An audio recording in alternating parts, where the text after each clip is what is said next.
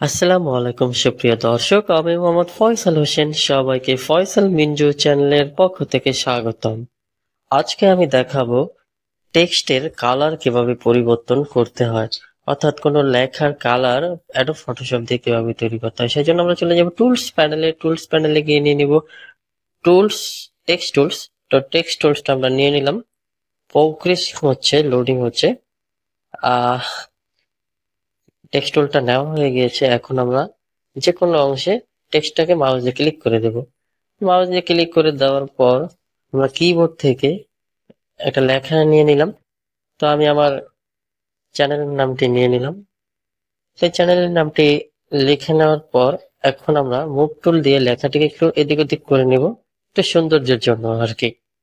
এরপর আমরা আবারও চলে যাব টেক্সট টুল প্যানেলে গিয়ে আবারও চলে যাব টেক্সট টুলে, এবং টেক্সট টুল নিয়ে পুরো লেখাটাকে সিলেক্ট করব। সিলেক্ট করার পর আমরা চলে যাব টেক্সটের কালার প্যানেলে।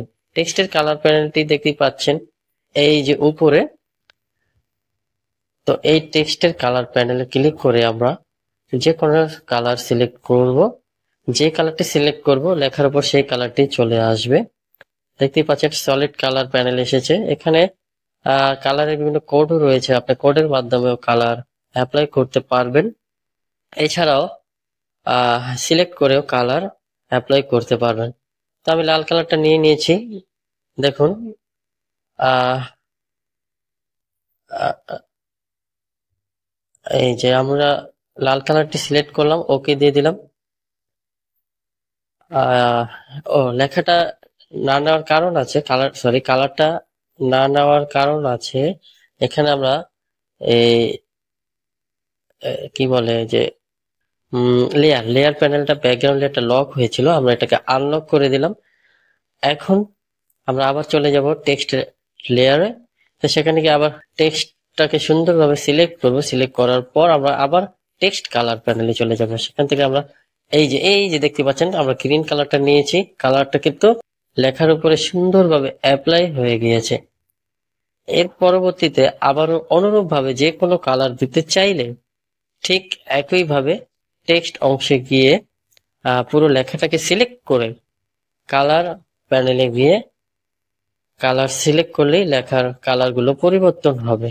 যে কোনো কালার এভাবেই চেঞ্জ করা হয়, এভাবেই পরিবর্তন করা হয়। দেখতেই পাচ্ছেন সাদা থেকে গেরে, গেরে থেকে খয়েরি, খয়েরি থেকে আহ লাল, এরকম অসংখ্য কালার রয়েছে।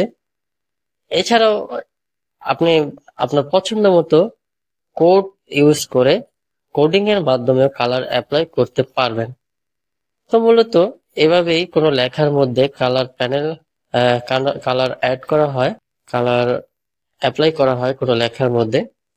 সব সময় প্রসেসটা একই, তবে আরো ভিন্ন পদ্ধতি থাকতে পারে। এছাড়াও আরো অ্যাডভান্স ইজি লেভেল তো রয়েছে, সেগুলো পরবর্তীতে দেখাবো। এরপরও লেখার সাইজ, লেখার ফন্ট ইত্যাদি সম্পর্কে পরবর্তী ভিডিওতে দেখানোর চেষ্টা করব। অসংখ্য ফন্ট রয়েছে, টেক্সটের অসংখ্য ফন্ট রয়েছে অ্যাডোব ফটোশপের মধ্যে। সবগুলো ধীরে ধীরে দেখাবো।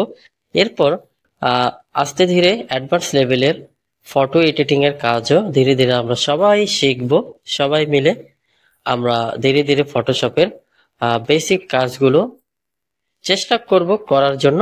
তারপর আমরা ধীরে ধীরে অ্যাডভান্স লেভেলের কাজগুলো করার চেষ্টা করব। তো এই হলো লেখার মধ্যে কালার অ্যাপ্লাই করার বিষয়, যা ইতিমধ্যে আপনারা দেখলেন। পরবর্তীতে আরো নতুন নতুন ভালো ভালো ভিডিও পেতে সবাই ফয়সাল মিঞ্জু চ্যানেলকে সাপোর্ট করুন, ফয়সাল মিঞ্জু চ্যানেলকে সাবস্ক্রাইব করুন, লাইক করুন, কমেন্ট করুন। আপনাদের মতামত কমেন্টের মাধ্যমে জানান আপনারা কি রকম ভিডিও দেখতে চান। তো আমি চেষ্টা করব সেই রকম ভাবে ভিডিও তৈরি করতে বা সেই রকম কাজগুলো তুলে ধরার জন্য। সবাইকে